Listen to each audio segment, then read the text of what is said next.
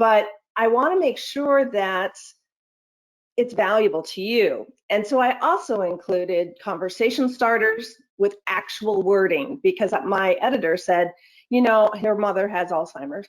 And she said, I appreciate that you tell us what to talk about, but could you help us out a bit more with how to actually say it? Like, how do you start that conversation? What do you say? So the book actually includes that. So in the first chapter, we talk about, is it dementia or is it Alzheimer's? And just to make sure that everyone's on the same page, Alzheimer's is a type of dementia. There's vascular dementia, there's Lewy body, there's all sorts of different types of dementia. I think there's over 70 different types. So, but the predominant one is Alzheimer's. And thus the work that AFA does to support people and to provide those wonderful emails every week with virtual activities right now when we need them the most, is spectacular, because you're helping so many people. So what I cover, though, is what's the difference between the two? And that includes actual information about the tests and the criteria, your observations of how this individual, your loved one, is actually behaving. So there's at least a dozen of those listed.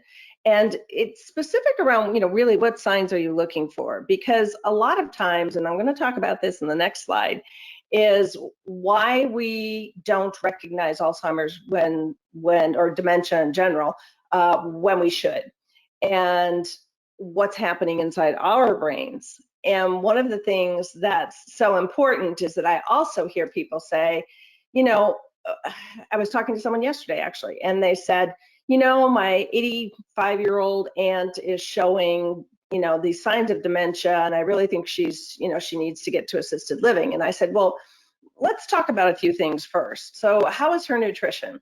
Because all of these elements, these 7 elements, which I credit Dr. Dale Bredesen on for his science behind what things can affect your brain health. And nutrition and hydration, to me, are the number one. And what we eat, like I tell the story in my book about the fact that my dad was resisting, any talk about assisted living. And so I actually tell you about my story and how I approached it. And then I give you conversation starters for your conversation and preparation, right? Because the documents that Hannon talked about, you have to be able to have that conversation. It's a conversation. It's not a decision making, you've got to do this and you've got to do that. It's, okay, did you know that the state actually controls your finances and your medical decisions if you don't write it down? So that's a consequence. As we get older, we lose the ability to finish the sentence, so to speak. A lot of times we like to lead the horse to water, and we assume that our listener will actually draw the same conclusion that we would.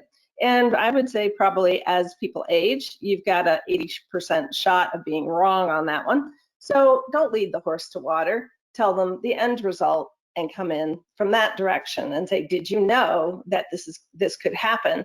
And geez, we really don't want that to happen, do we?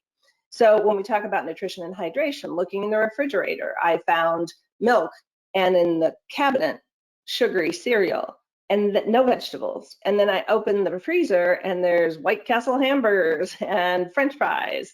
And my mother never would have eaten any of that, but Dad didn't cook. Mom was the homemaker.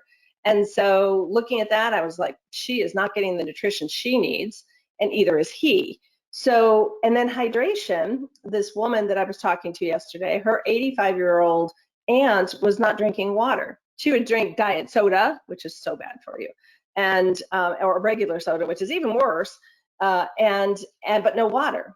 And so I suggested that if you want to get someone to drink more water, take those 24-ounce bottles that you can buy at the grocery store, line 3 of them up, and label them Monday. And the next row is Tuesday, Wednesday, and so forth.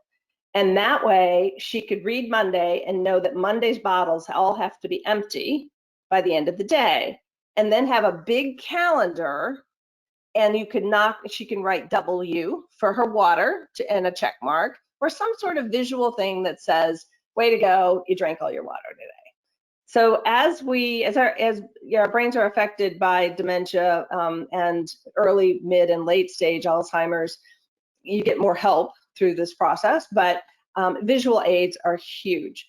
Exercise. So even sitting in a chair, I can move my arms and I can do different things. And there's lots of programs out there, and the AFA has exercise programs virtually right now. So be sure that you sign up for their newsletter to get the virtual events notification for the following week. Spectacular. Absolutely love that newsletter.